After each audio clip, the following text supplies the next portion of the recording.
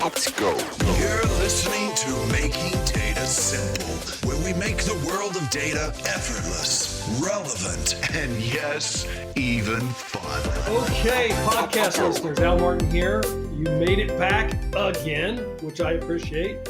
Making Data Simple. My guest today is Greg Edwards, who is the CEO of Cryptostopper. At first, Greg, I thought this was like finally somebody against crypto, because I see everybody a part of crypto, but it's nothing to do with that. You can comment on. But Cryptostopper provides ransomware protection by automatically detecting and stopping actively running ransomware attacks. They are the world's first digital security product to offer 100% ransomware protection, which we will definitely get into. And if I could give you a little background, and then I'll let you give your own experience. Before Greg founded Cryptostopper, he started Access Backup. Access Backup is a backup and disaster recovery company for the insurance industry. And while he was doing that, between 2012 and 2015, 1 in 5 of Access Backup's clients was hit by a cybercrime. So for an entrepreneur like Greg, he found his next venture. Access Backup was acquired by J2 Global, and then that gave you the opportunity to create Cryptostopper and then focus exclusively on cybersecurity. That was a great intro, Al. It's much better than I could have done. So thank you. Yeah, sure. You're too kind. So why don't I turn it over to you? You tell us how you got here. I mean, what's your experience? What's your background? So I've been in IT way longer than I would like to admit, but since 1994, I started my own network consulting business in 1998, right before Y2K, which is perfect time because everyone had to replace everything before Y2K. As you mentioned, started an offsite backup and disaster recovery company, and we were seeing ransomware attacks start as early as 2012. So some of the first attacks that were out there, we were seeing and helping companies to recover from those events. And really the light bulb moment for me was we started having clients, not having people that weren't even clients calling in and saying, hey, can you help us to recover? And I mean, I can remember talking to some of these people myself on the phone and having mature business owners in tears because of ransomware and because they were saying, what can we do? And if they weren't existing clients of the offsite backup business, it really wasn't much we could do for them. But that's really what instigated and started the thoughts of, okay, how could we, rather than having backup have to be that last line of defense, how could we put in a barrier and a secondary last line of defense so people didn't have to go to backups when they were hit by ransomware? Nice.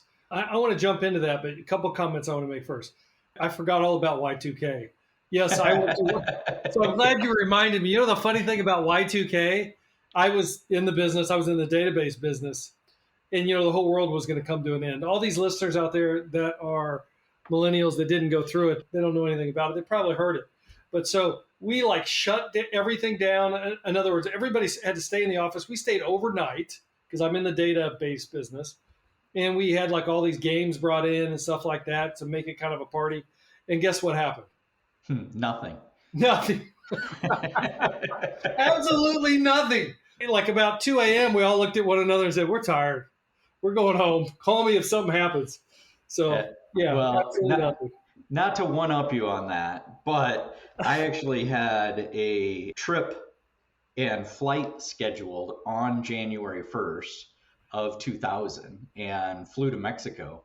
I mean, I'd been, and you probably did too. I mean, you guys pretty well knew nothing was going to happen, why you had the games there, so you had something to do. Yes. But yeah, I actually had a trip booked and a flight to Mexico scheduled 1/1 of 2000.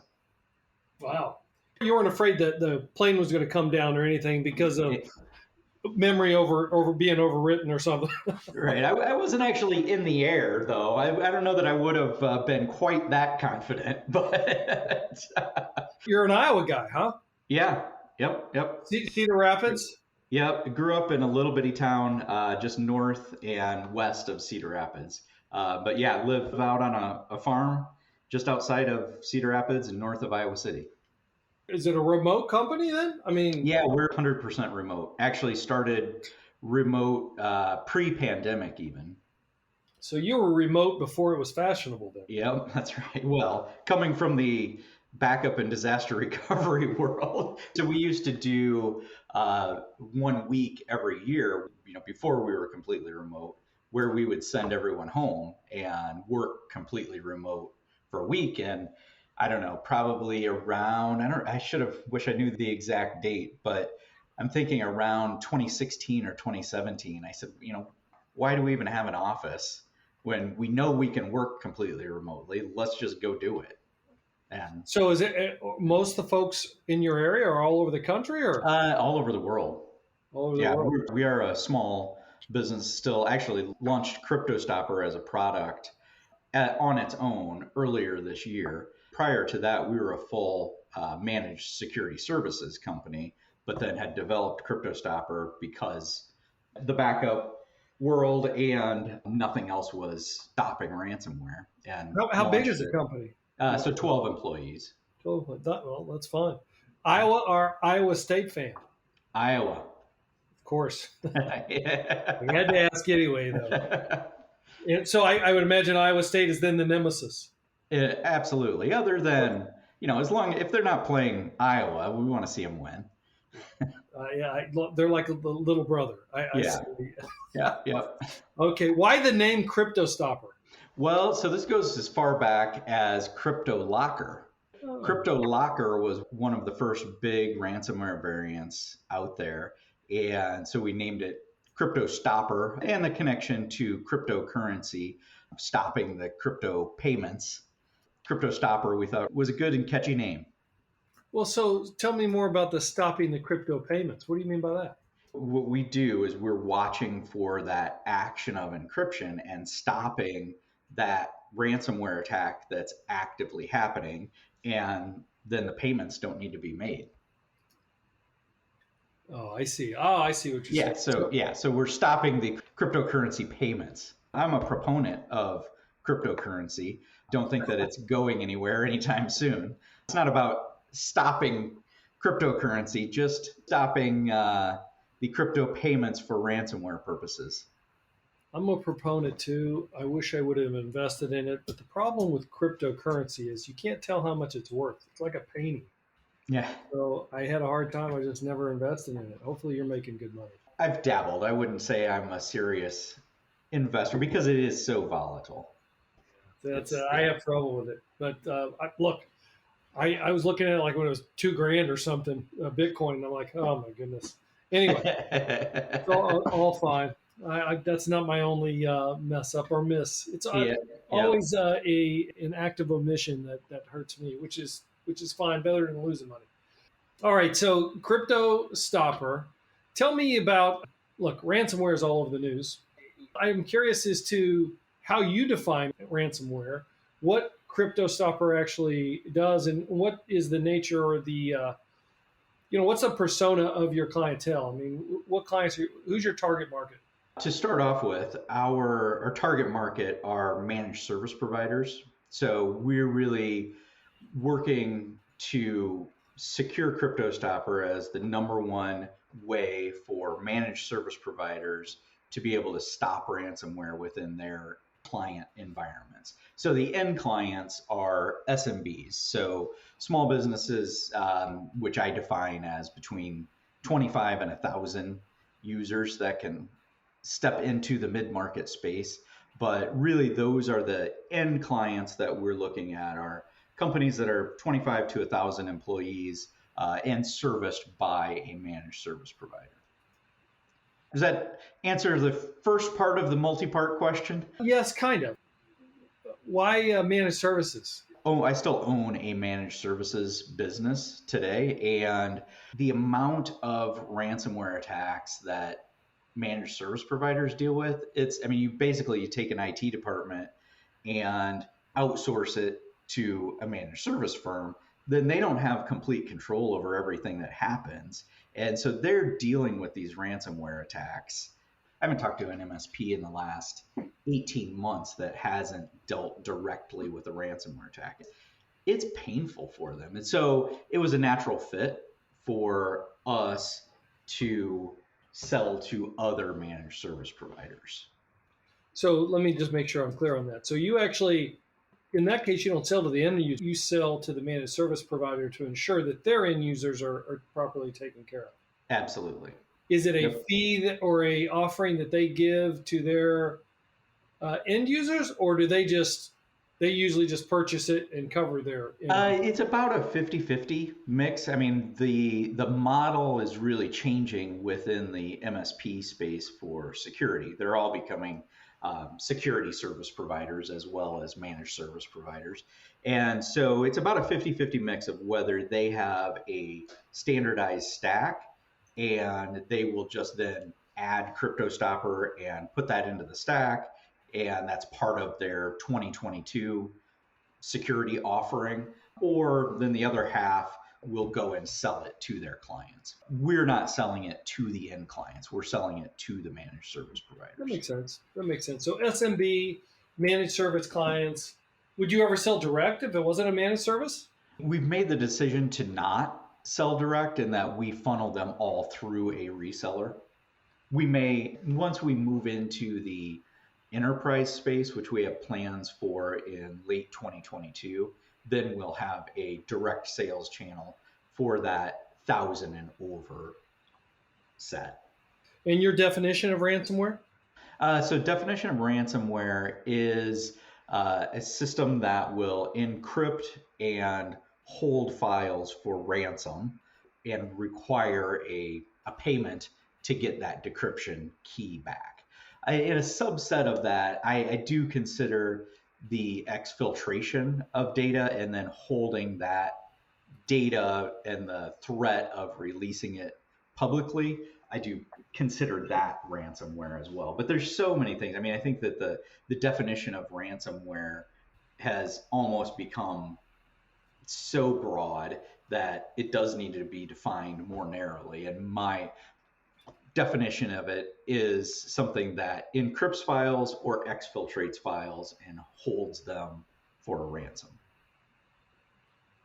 You said earlier that when you were doing the backups, or I said it, but I got this from you. You were doing the backups for the insurance industry. Something like 1 of 5 backups was hit by a cybercrime. Yeah, 20% of our client base was hit by ransomware specifically. I mean, it became more common and this is between 2012 and 2015, became more common than any other kind of recovery that we were doing. And I assume that that's held true for other offsite backup providers now. And we sold to J2 Global back in 2016. And I haven't seen statistics on it of what other backup companies are experiencing, but I would have to assume that it's likely gotten worse. Well, as a backup company, what do you do next? I mean, so you get hit.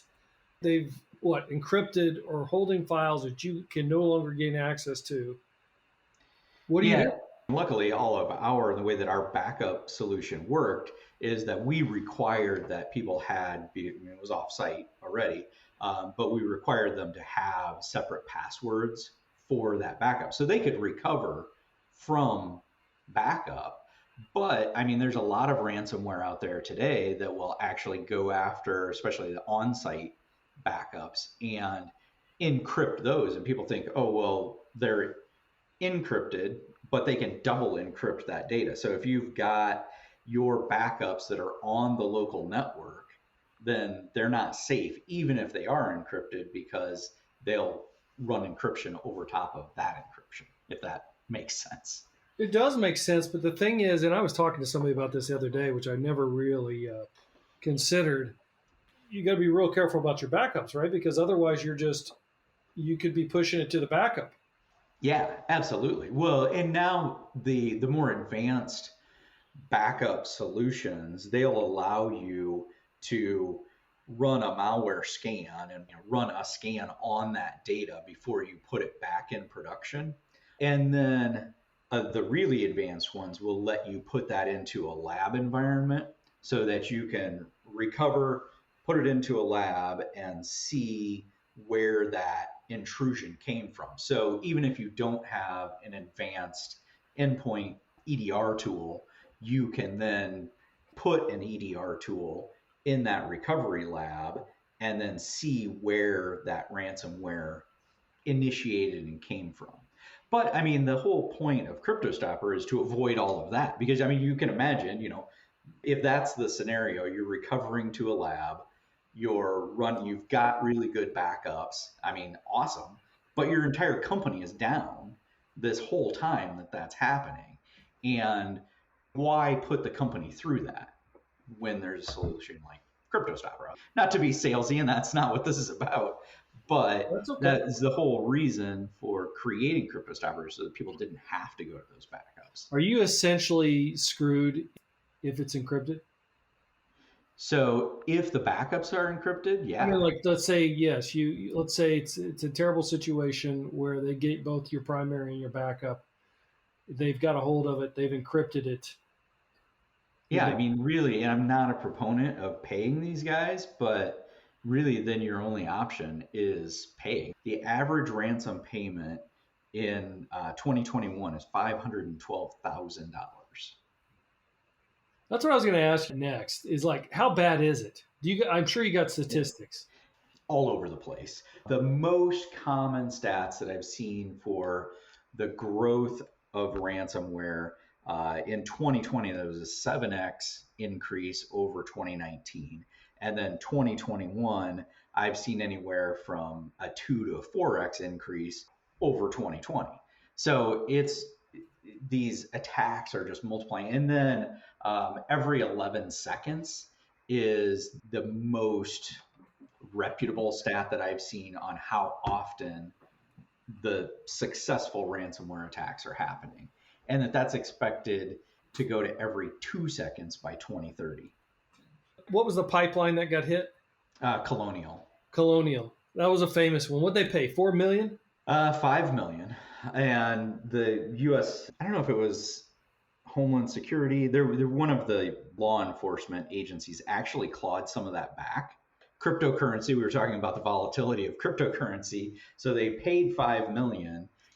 The agency that recovered it got $2 million back. I mean, they got the full number of crypto coins back, but it had dropped that much in the few weeks before they were able to claw it back.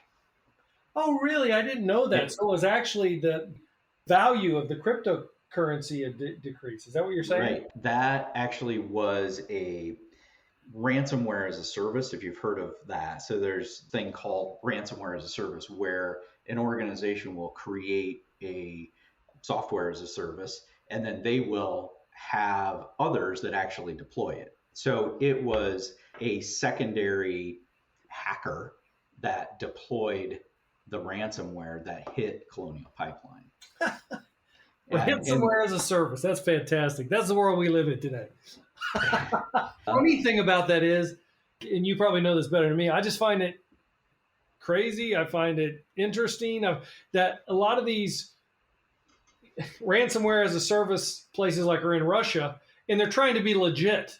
They do marketing, they do everything, and then they see, because they want people to know that if you give us your money, we will legitimately give you your data back, and it's all in the up and up, and we won't mess with you again. Yeah, I've even seen written agreements that they will agree in writing to not attack you for 365 days. So, right, I mean, it's laughable, right? You're in a good business, man. And then the other thing about Colonial that was interesting is, like, I remember our government saying, hey, we don't deal with ransomware. Don't pay them. But then the company is like, I got to do something. What do you want me to do? So they ended up paying the $5 million. It's good that they got I knew they got part of it back, but I didn't realize it was because of or they didn't get it all because of the decrease in valuation. That's interesting. Yeah. But I don't know what else they can do. You can say don't deal with them, but then you're shut down. Yeah, exactly. Well, and Colonial actually had good backups. The reason that they paid is because their recovery time was going to take so long, even with the good backups that they had, that it was faster to pay and unencrypt the files rather than rely on their backups. anyone that's been through a recovery, even so if you have a natural disaster or hardware failure and you recover, it's painful and it's time consuming. And companies that are under 1,000 employees do not have a 2-hour recovery window. So there's recovery point objective and recovery time objective. And most companies under 1,000 employees don't understand those concepts, don't test against those. And so when they're doing a recovery, many times it's the first time they've ever done it. Yeah. And it's a nightmare. But you say it's $520K on average ransomware per incident? 512 is the average ransom paid. It was 338,000 in 2020, and mid-year is when I saw the 512,000 stat. So I don't know exactly where we'll end on the year, but 500 plus is my guess. So it's increasing rapidly is what you're trying to tell me. A lot of these attacks, the attacker will purposely infiltrate and be on the inside of the network. So what we call a hack and attack, where they've hacked in and they've penetrated the network already. And they'll look for and find the insurance policies so that they know if they have cyber liability insurance and what the limit of their ransom payment is before they run the ransomware attack. So they do it so they can get the most. Wow.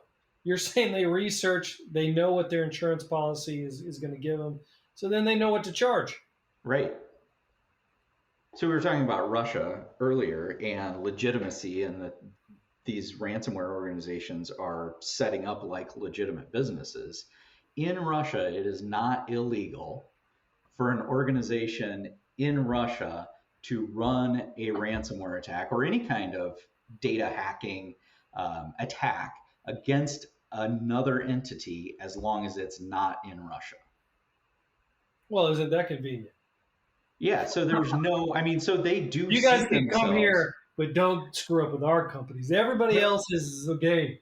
All right, good deal. Yeah, and so they are set up as legitimate organizations in Russia because, they're really seeing that they're taking money from Western countries and bringing it back to Russia, and that's a good thing in their eyes, and it's not illegal. So they are completely, in their eyes, legitimate businesses in Russia. Used to think that digital crime was one-offs, exceptions. It's here now. So cryptocurrency is what has given rise to that. And again, I'm a fan of cryptocurrency. It's what has enabled the rise of cybercrime that we see today. Because prior to 2012, Bitcoin was introduced in 2009, but really became usable and common in 2012. And if you look back at the rise of if you just look at the number of malware that have come on the scene, the rise starting in 2012 coincides almost identically with the number of cryptocurrency transactions. It's made it so that these attackers can be paid completely anonymously anywhere in the world. That's why we have the cybercrime problem that we do, because they've been able to monetize it. This is why Charlie Munger is claimed like cryptocurrency, the evil of our time. Yeah, I don't know when we went from, as a human race, from bartering to having any kind of currency. There's probably a similar evil at that time. And I do see cryptocurrency not going away. It's a matter of how do governments regulate it? How do you legitimize cryptocurrency? And I think that's coming. I think the decentralization and the value that's set is so volatile right now, but the value of cryptocurrency is set by the use of it and how it's set by the users. And so I think that is a model that's going to be around. What does your technology do? What's so unique about it? And you got to tell me, you offer 100% ransomware protection. You must have a hell of an insurance policy. So that is backed through insurance. That's that's why it's not 100% and 100% guarantee that we'll stand behind it, not that there won't ever be an attack. And actually, what our product does is it doesn't stop an attack from happening. We're stopping an active attack. So we're minimizing the damage that happens so that the company doesn't have to go to their backup. Or if they do, I mean, typically in an event, there'll be anywhere from 3 to 10 files that are hit before our mechanism kicks in and kills the ransomware. So ultimately, what we're doing is we're mapping what's normal behavior, and then when ransomware is actually running, it's very anomalous and not normal behavior. So we're watching for that anomalous behavior and then isolating the process that's running it and killing that process. So hold on, let me make sure I understand this. So Cryptostopper software you put on the managed service. So I presume you put, you attach it to what? The APIs, the data itself, what? It's Windows only product at this point. And so it's an agent that sits on the laptops and servers and desktops of the managed service provider's clients, and then is watching for that action of ransomware running. What's the trigger event? The trigger event is file change. And so with every ransomware event, what it's doing is changing files and encrypting them. And so we're watching for that action of encryption that's, again, anomalous, because you have normal behavior that will encrypt files and you have normal user behavior to change files. So we've got to make sure we're not intruding and creating false positives and creating more problems than we're solving for. That's exactly what we do, is watching when, and again, why there will be a few files that are hit, but when you're talking 5 files instead of 5 million files that are hit, that's a much better outcome and is an event that's almost like when been in the technology industry long enough, you can remember the days when we had malware that happened and the IT department would just re-image the machine and put it back on the network. Well, that rarely ever happens anymore because the malware that gets through are almost exclusively ransomware. And so it's a devastating event. And you think about, it's a few of those malware that get through. Well, when it's ransomware, it doesn't take more than one for it to be devastating to a company. Yeah, no. So I understand. You essentially have an agent always running, looking out for file changes and encryption. Well, at some point it will trigger what? Shut down the system? So it'll actually just identify the process that's running and kill that process. And then, it sends notifications to the security admin of exactly what happened, what the process was that was running, and who the user was. We do also have a server version that will run at a server and watch file shares. And then that will create a firewall rule that isolates the machine that's running the ransomware. Because when it happens in a networked environment, it starts at a desktop or laptop and starts encrypting shared files across the network. We'll then isolate that device and firewall it off and then shut it down also. Makes sense. Well, it will shut it down. Is that what you said? It will. Yeah, it will shut it down. Those are admin controllable if they want it to actually shut it down. That's our recommendation, is to shut that device down so that then security admin can look and determine what happened and remediate the event. So IBM, I've got some familiarity here because we've got what's called IBM Safer Payments. That's fraud detection. It'll identify threats. We've also got a product called Open Pages, etc. What differentiates your product? So, I mean, the big differentiator is that active agent that's running, and it's running at the Windows kernel level. And so we're really looking at the user rather than just looking at the entire network and trying to identify behavior at the network level. We're looking at the user level, and that's why we have the agent that we do that's sitting at every laptop and every desktop. The agent would have to run across all users with it, huh? It does. Yep. But then it can identify, what you're saying is it can identify the actual user. Right. A user and the process that's running it. That's running it and encrypted. But let me just repeat again. It will shut down that process, or will it leave it to the admin to do that? No, it's automated response. It'll shut it down. So if I was wanting to do some encryption, I'd want to shut that agent off while I turn to it. And then turn it back on. Yes. So we've protected against that also, and have password protected the installation so that it can't just be uninstalled or can't just be stopped. So what does 100% ransomware protection really mean then? Because they're going to get hit by some of the encryption before you detect it. What do you essentially guarantee? That they're not going to be taken completely down because of a ransomware event.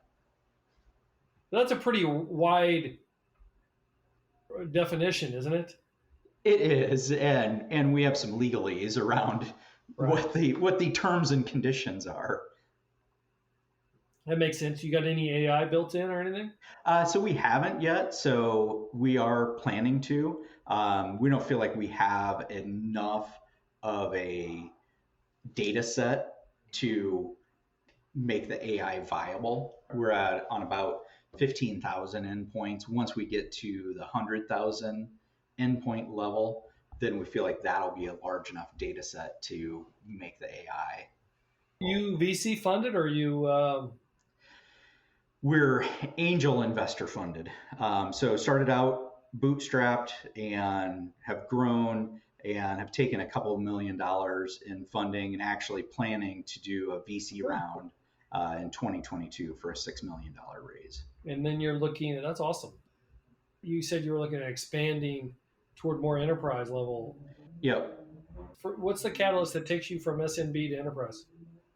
$6 million in VC funding. All right. Well, so what's the technology that's what's the difference in? So getting to that 100,000 endpoints protected is really the trigger. And then adding the AI to the system at that point. That's really the enterprise trigger for us, along with the funding. What with the AI? What's your plans with AI? I mean, we've already mapped what we see as normal user behavior, but with AI, we can get down and so we've made that very broad statement of, okay, this is what we see as normal user behavior.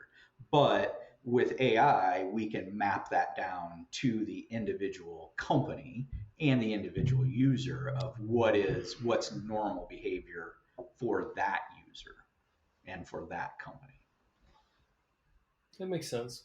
I was reading on your, I think, a website that you talk about ransomware being the number 2 threat to businesses today. Could you talk about that? Yeah, so and that may have flipped in 2021. So business email compromise was the number 1 or most common threat in 2020. Now, 2021, that may have flipped and ransomware may be the number 1 now. So many people were hit by email compromise that I can't say everyone because it hasn't happened yet, but most people have enabled at least multi-factor authentication into their, whether it's Office 365 or G Suite. And so that's driving down the number of the business email compromises that are happening. If you're a small or SMB business out there, obviously you're going to tell me you recommend getting Cryptostopper. What other actions do you suggest anybody should take? So even above Cryptostopper, like if you haven't done the basic cybersecurity hygiene, so by that I mean having good passwords, complex passwords, patch management, is those two things. Like if you're not doing those, don't bother buying Cryptostopper yet. Like get those done. And then I mean fully layered security. I mean that's my background is in managed security services. So having a fully layered security approach with really, I don't see EDR as the solution, but XDR, where it's doing detection and response across the entire network and pulling in additional data points to that detection and response. Managed antivirus, like antivirus has to be there. 77% of successful ransomware attacks happen against companies that have up-to-date antivirus, which sounds horrible, but you still have to have antivirus. So a managed antivirus, managed patch management, a managed XDR solution. I mean, all of those things along with then password policies and good data policies around the network. Patch management, say more on there. So patch management being a system that's going to watch all of the assets on the network and make sure that they're up to date. Software patches and vulnerability scanning to then make sure that you don't have devices on your network that have open vulnerabilities. So if I'm a listener out there that is concerned, I think most people are concerned with ransomware if they own a business of any size or it doesn't matter what size. But Right. When should they think to giving Greg a call? About a year ago. But tomorrow would be a good day. Yeah, I mean, I think that from the standpoint of like, I think if I hear one more person say, "Oh, but we're not a target because we're too small," anyone that has an internet connection and a bank account, you're a target. So take action. Knock on wood, it hasn't happened to me, but I mean, there's so many emails that come in. I mean, they look legit. Yeah. They're doing a great job, and you're like, no, not going to happen. I figure they'll call me or whatever. I don't know. So I actually have a friend that owns a company called Fish Cloud. That's a very cool technology that you should have on the podcast next. That they have a system that will give a red, yellow, or green on every link that comes through. So it doesn't matter whether it's in an email client or some other way. It'll show the user how risky that site is that they're about to click on. And it highlights it as they hover over. I mean, that's usually a real dead giveaway in terms of where that link's going, right? Yeah, well, but the problem is just like you said, and I'm guilty of it too. I mean, you're busy. You've got, I don't know how many unread messages are in your inbox today, but mine's a lot. Right, so you're clicking through emails and I go, click. And even when we're educated, and I mean, luckily, and knock on wood, I haven't done it that I actually clicked through a malicious link, but we're so busy. And when you take away the experience that you and I and a lot of our listeners have, and it's a regular user or better yet, CEO of a company that is super busy, there's just no way that we can get to the point where they're never going to click on a malicious link. I hear you. Where can folks reach you? Our website is getcryptostopper.com, and you can find all the information out there to connect up with us, see a demo, and check it out. Is that where you want folks to go if they wanted to get in touch with you personally as well? So and I'm comfortable giving out my personal email address is gedwards@getcryptostopper.com. You better make sure you've got your Fish Cloud set up so you don't get that. Absolutely. Anything that I didn't ask you that you wish I would have? Good question. And maybe, what's on my farm? What is on your farm? We got alpacas over there or something? So alpacas are coming next. So we've had goats and cattle, but we have a neighbor that have alpaca, and that'll probably be the next edition. Now, why get an alpaca? Tax write-off? Cute and cuddly. That's why. And I used to raise cattle to have beef in the freezer, but I can't do it anymore. Too soft-hearted now. I can't raise them and take them to the butcher. And so alpaca, you can keep, and you don't take those to the butcher shop. So what else do you have on the farm? How many acres you got? 60 acres. I'm a wannabe farmer, not a real farmer. It's hard to be a farmer and then have a job like you have. So I imagine that contributes to it, right? Yeah, yep, absolutely. What do you do for fun? So I'm a pilot. That's probably the number one thing that I do for fun and stress relief is go fly. Wow, what do you fly? I fly a Lancer 360. So actually a buddy of mine and I built it. So it's a kit built plane. Wow. That we built, and I wasn't the first to go fly it. I was going to say, that's the kicker. You build it and you say, all right, you go first. There's actually test pilots out there. So we hired a test pilot come and do that first flight and inspected everything. And there's FAA certification on it. And then, they inspect it and go fly it. Could you have bought a new plane for the price you paid to build one? Not with these capabilities. So yes, but it'll go 700-mile range and 240 miles an hour. Yeah, I got a couple of friends that fly. Not me. I'm a passenger. In Kansas City, what is the county? It's a county executive airport. Johnson County Executive Airport. Yep. I live right next door to it. I've flown into there many times. My sister-in-law lives in Leawood. Well, I literally, if you flew into it, I probably saw your plane. Yeah. I'm not kidding you. I'm not close. Yeah. Well, that's awesome. See? Small world we live in. Absolutely. Yeah, it is a small world. Good to talk to someone else here in the Midwest. Yeah, I know. You don't get to talk to that many people in the Midwest, do you? Well, thank you so much for being on the show. Greatly appreciated. It's a very interesting topic. I mean, I think it's, unfortunately, but good for you, here to stay for some time. Where do you think your company will be in 5 years? So, I mean, I fully expect that a larger company will fold this technology into their stack and then be able to take it globally. I don't see that we'll grow it to a multi-billion-dollar company and that it'll be something that is folded into another technology stack. Were you on the front lines here? Did you write a lot of the agent, or did you were really the leader that directed traffic here? So combination of both. I mean, I've been a geek all my life, and really the technology is what excites me. So, I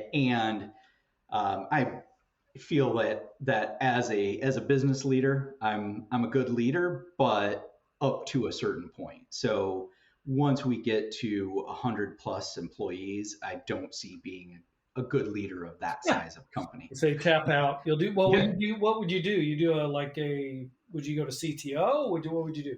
I would want to exit completely and start the next thing. So go on to the next one and start all over again then. Huh? Yep. Good for you. If my wife will let me do another one. Well, it sounds like you're very successful. Sounds like you're doing well and you're growing. So good for you, man. It's fantastic. Well, thank you. Yeah, it's been a fun ride. Well, good luck to you. Good luck to Cryptostopper, and we'll check in on you. Well, thank you so much. I appreciate it. Absolutely. Thanks for having me. Listeners, please rate us on your favorite podcast app. And until next time, reach out to us at almartintalksdata@gmail.com. I shall see you on the podcast. Have a good one. Talk to you next time. Bye. Thanks for listening to the Making Data Simple podcast, where we make data fun. Be sure to visit ibmbigdatahub.com/podcast to access the show notes and uncover even more great episodes. Remember, the views expressed here are those of the host and its guests and do not necessarily represent the views of IBM. Until next time, let's go. Over and out.